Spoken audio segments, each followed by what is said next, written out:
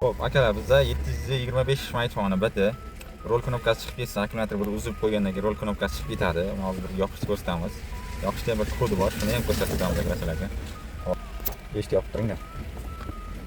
Hop, may toni o'chirib olamiz va o'rtada knopkani bir bossak, bizga menu chiqaveradi. Menudan sistemaga kiramiz. Sistemaga kirgandan keyin C remote degan narsa chiqishi kerak bizga. Qidiramiz. C remote degan narsa chiqishi kerak hozir. Bu yerda ko'rasizlar, chiqmayapti. Bu yerdan qidirasizlar, chiqmaydi. C remote chiqmasa bo'lmaydi. Xo'sh, endi buni birdan bir yo'li, chiqarish yo'li. Mana ko'rasizlar, tilni o'zgartirish. Ispan tilida turibdi. Buni ingliz tiliga o'zgartirishimiz kerak. Birinchi ingliz tiliga o'zgartiramiz. Ingliz bo'ldi. Yana ispan bo'ldi. Rus tili yo'q ekan, faqat ispan tili va ingliz tili bor ekan. Mana ingliz tiliga o'tkazib qo'yamiz.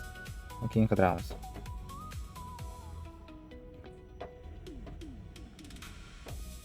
Qidirgan narsa chiqdi mana, remote.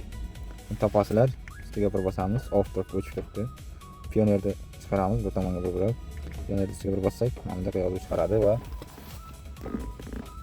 xo'sh, ovoz bandlashni bosib tur deyapti. Buni bosib turamiz. Qabul qildi va pastga tushirish, ovoz tushirish. Buni ham qabul qildi. Bo'ldi, bu yondi. Nima aytamiz, yoqamiz. Mana shu yondi. Va ishlayapti akalar. Ular ham ishlaydi.